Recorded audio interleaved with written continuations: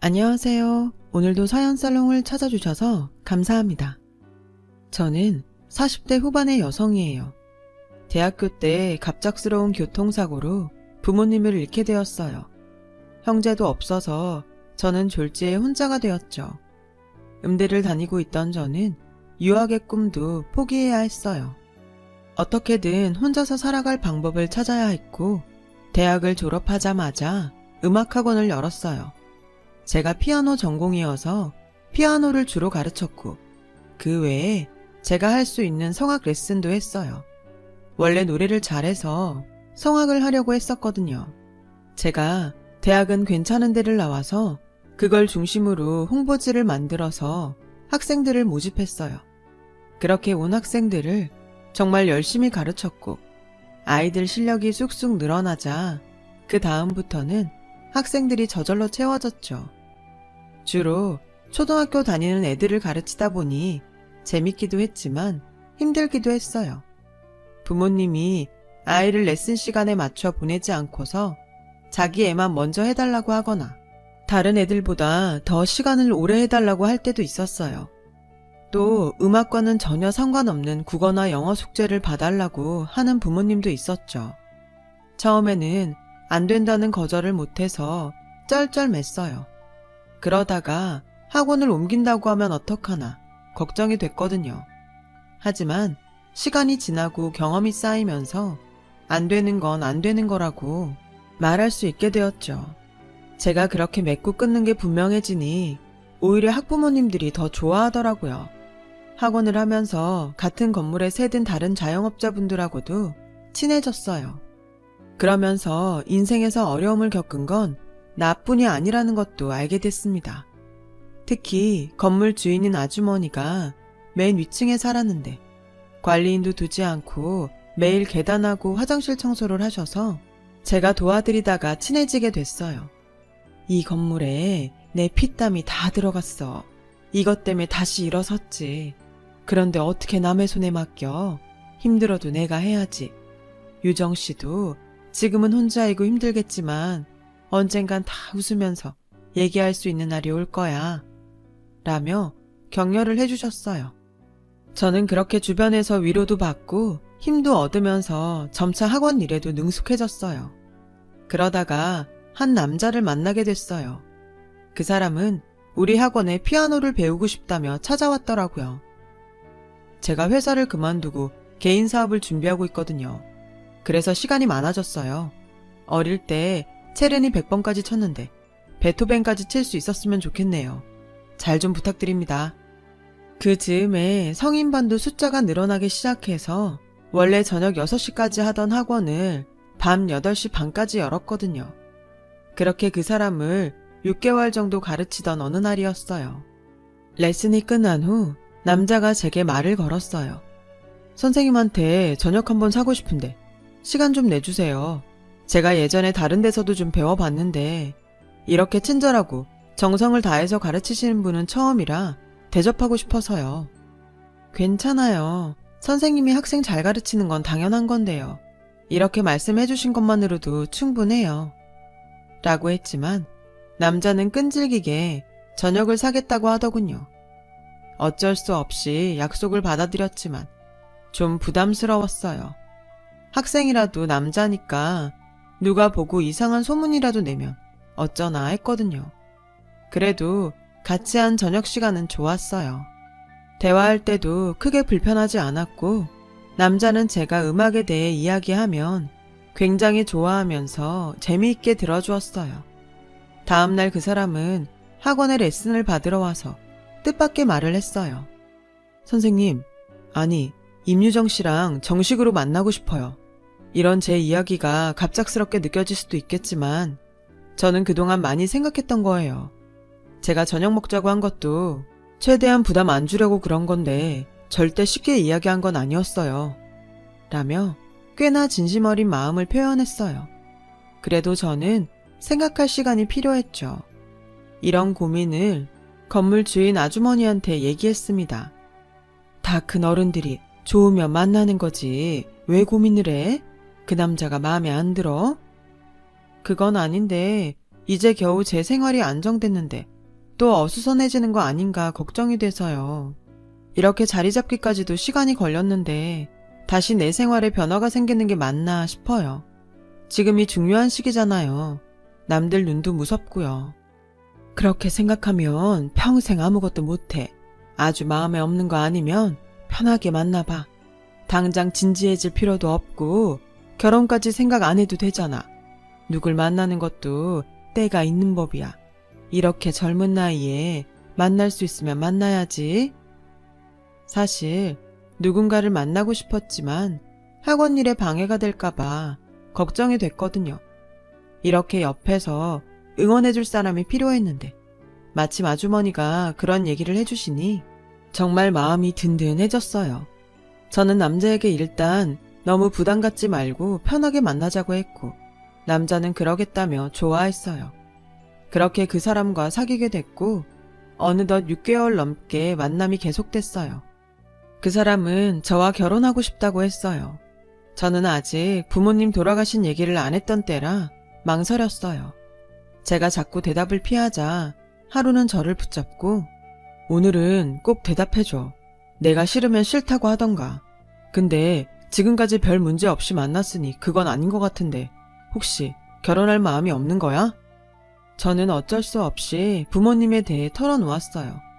물론 내가 고아로 큰 것도 아니고 그게 무슨 문제가 아닌 것도 알지만 나이 드신 어르신들은 생각이 다르잖아. 결혼을 하면 오빠네 부모님도 만나고 해야 되는데 좋아하실지 걱정부터 돼. 그게 무슨 상관이야. 네 말대로 그게 문제가 돼? 지금이 중요하지. 이렇게 자기 일 하면서 잘 살고 있는데 넌 그런 걱정부터 한 거야?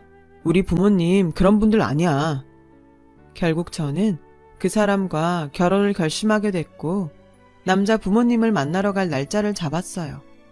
아주머니한테 그 얘기를 하려고 찾아갔는데 집에 안 계시더라고요.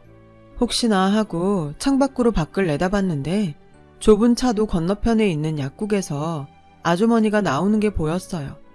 아주머니는 비틀거리시더니 차도 쪽으로 넘어지시더라고요. 저는 놀라서 얼른 뛰어내려가서 아주머니를 안아서 인도로 왔죠.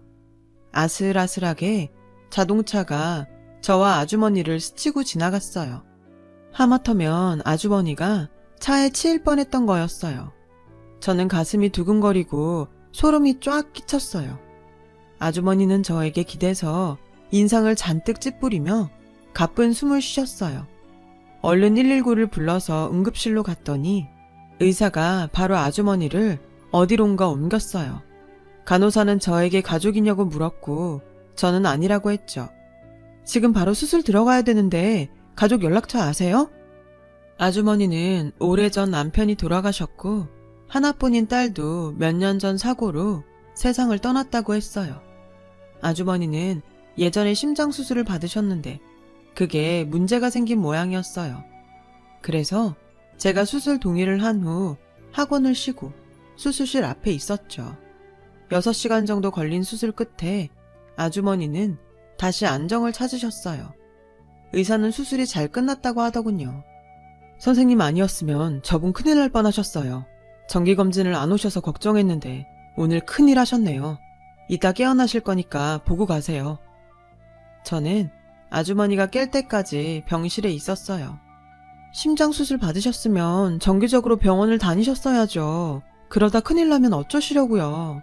이제 저라도 챙길게요. 내가 정말 고마워서 어떡하지? 이 은혜를 어떻게 갚아? 은혜는 무슨 은혜요. 아줌마를 보면 엄마가 생각나서 좋단 말이에요. 그러니까 건강하세요.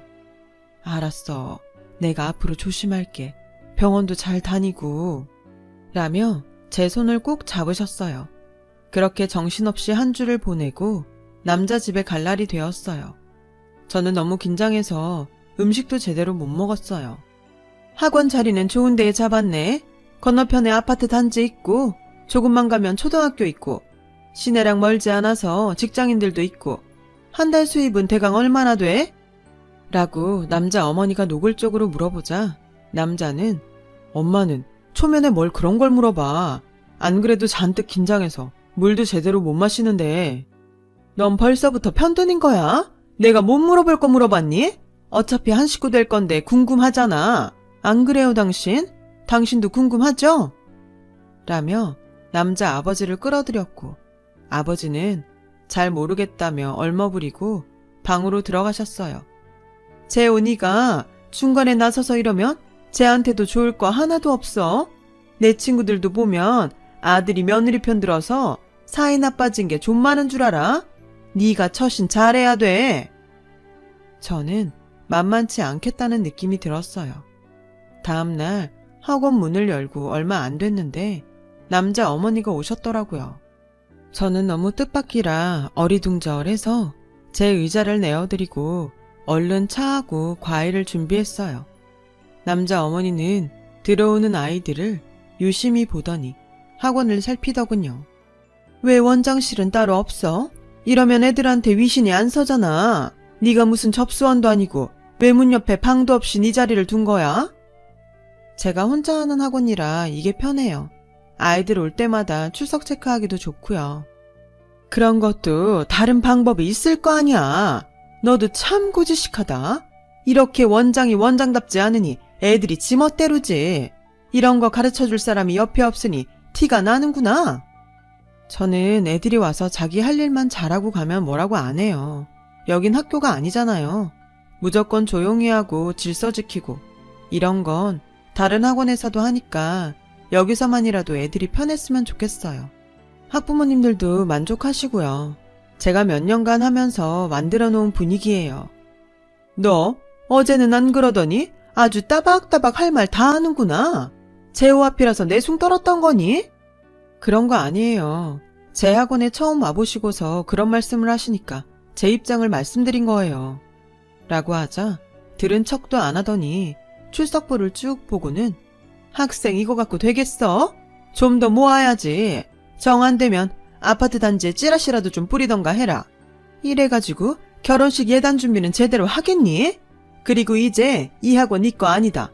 우리 집 사람 되면 이게 다 우리 집안 거야. 라는데 대놓고 화를 내고 싶었지만 일단 참았어요. 아이들 레슨도 해야 하고 할 일이 많았으니까요.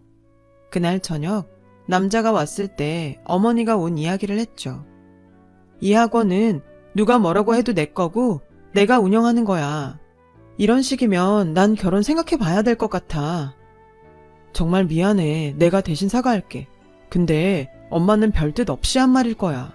네가 나랑 결혼하면 가족이 되는 거라고 강조하고 싶었던 거겠지.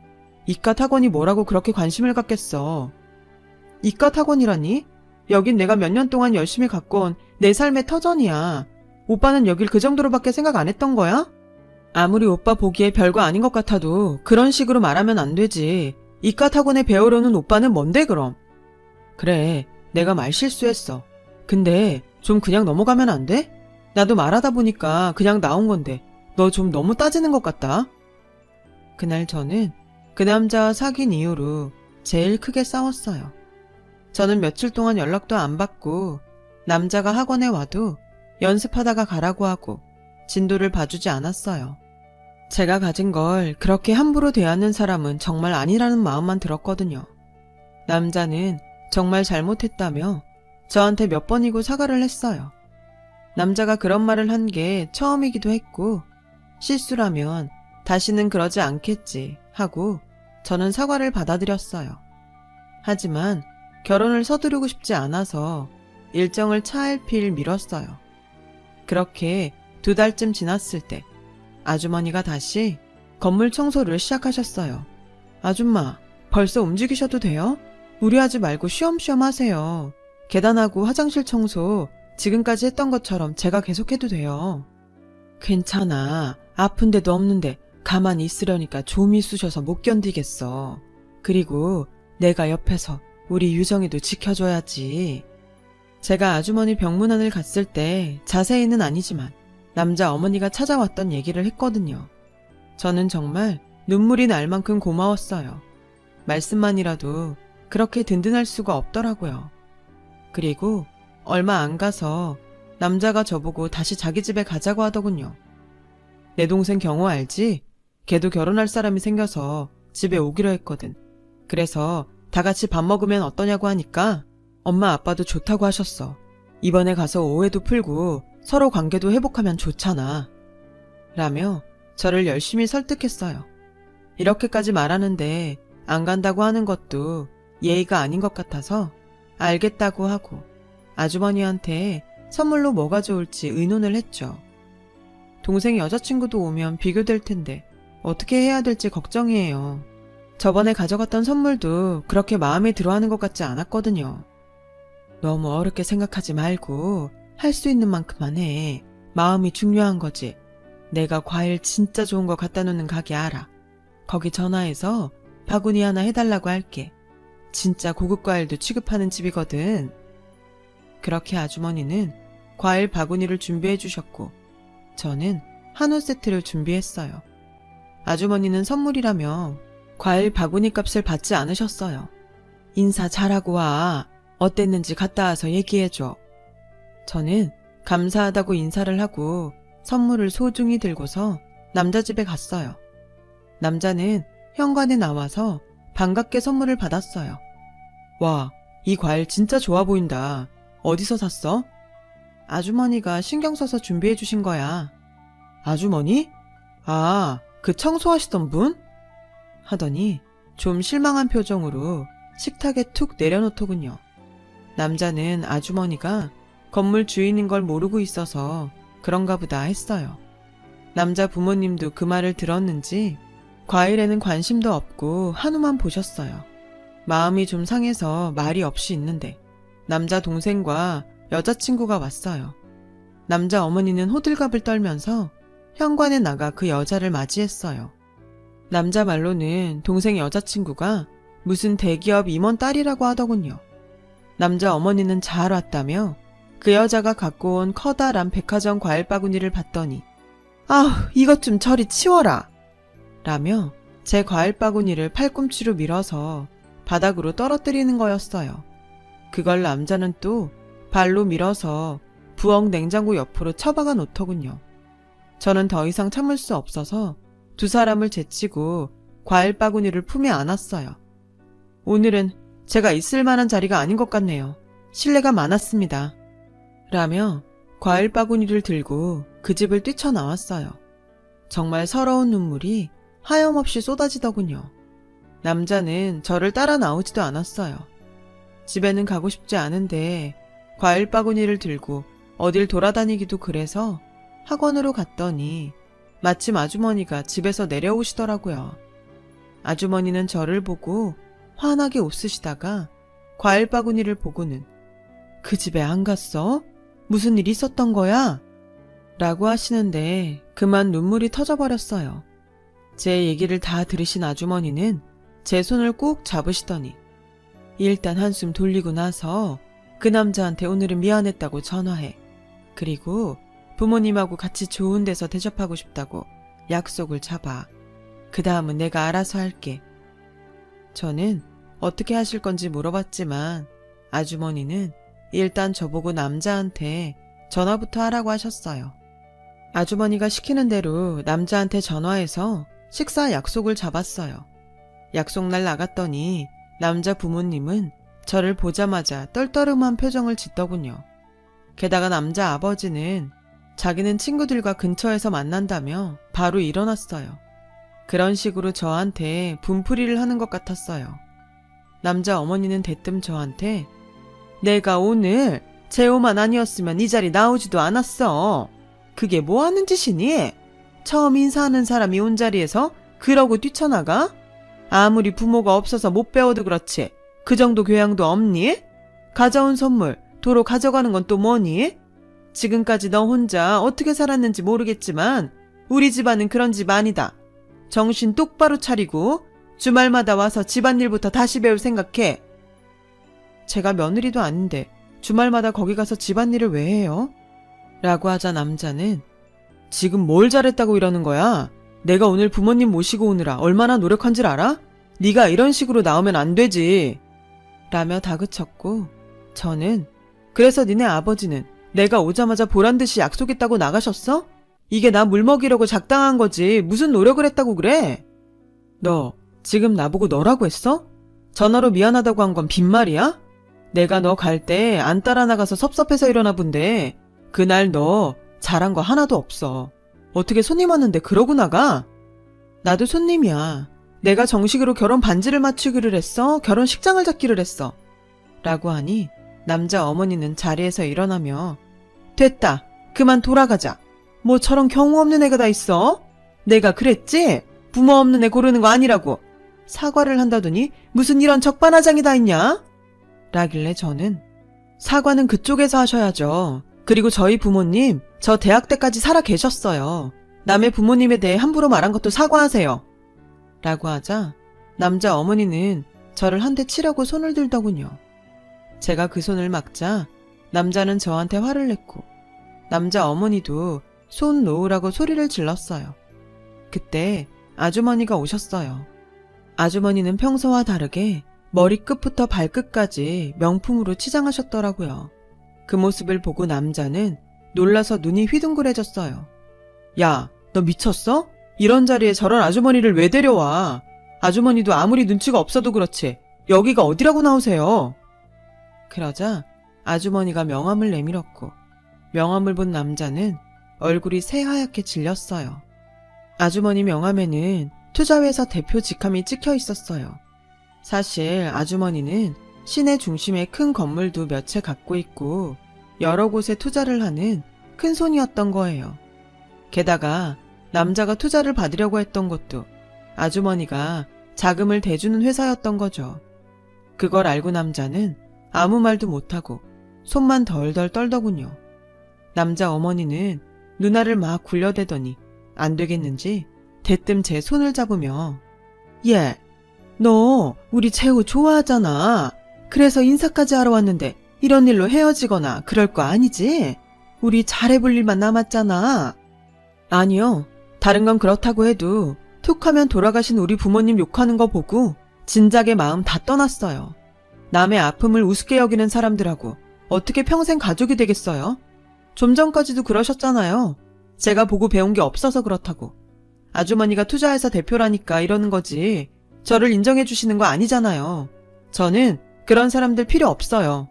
그리고 박재호, 너도 인생 똑바로 살아. 무슨 백화점이니 명품이니 이런 거에만 눈 뒤집지 말고. 내가 좀 알아봤는데 너 우리 학원 좀 잘 된다고 근처에 소문나서 나보고 사귀자고 한 거였다며? 네가 여기저기 우리 학원에 대해 수소문했다는 거 동네 사장님들이 다 얘기해줬어. 우리 학원처럼 작은 데에서 뭘 받아먹겠다고 저러나 했더니 니네 어머니가 운영하게 하고 나는 아주 월급 선생처럼 부려먹을 작정이었더라. 그래서 니네 엄마가 아주 자기 것처럼 간섭한 거지? 라며 아주머니와 나가려고 하자 남자 어머니는 저희를 붙잡고 사모님 제발 화 푸시고 저희가 큰 실수를 했어요. 죄송합니다. 잘못했습니다. 네, 저희가 정말 잘못했어요. 유정아, 정말 미안해. 내가 어리석었어. 라고 했지만 저와 아주머니는 두 사람을 뿌리치고 돌아왔어요. 남자는 몇 번이나 찾아와서 미안하다고 사과를 했지만 저는 받아주지 않았어요. 남자 어머니도 저한테 전화로 잘못했다고 사정하고 아주머니한테도 찾아와 몇 번이나 머리를 조아렸다고 하더군요. 그래도 아주머니는 받아주지 않으셨다고 해요. 남자는 아주머니한테 찍혀서 투자를 못 받아서 사업을 제대로 시작도 못했다더군요. 그렇게 한 차례 소란이 지나가고 몇 년 후에 저는 좋은 사람을 만나서 결혼했어요. 아들, 딸도 낳았고요. 그 애들이 벌써 중학생이네요. 저는 아주머니와 진짜 모녀지간처럼 잘 지내고 있어요. 정말 고마운 분이죠. 아주머니도 저희 애들 친손자처럼 예뻐해 주시고요. 부모님이 저에게 보내주신 귀한 인연이라고 생각하고 있어요. 사람 사는 게 쉽지도 않고 답도 없지만 하나만은 확실히 믿고 살아가고 있습니다. 사람이 사람을 무시하면 안 된다는 진리요. 제 얘기는 여기까지예요. 오늘 제 사연을 들어주신 분들 모두 감사드려요. 다들 좋은 일만 생기시길 기원할게요. 오늘도 행복한 하루 되세요. 여러분, 사연 댓글에 응원과 현명한 조언 부탁드려요. 좋아요와 구독은 저에게 큰 힘이 됩니다. 오늘도 좋은 일 가득하세요.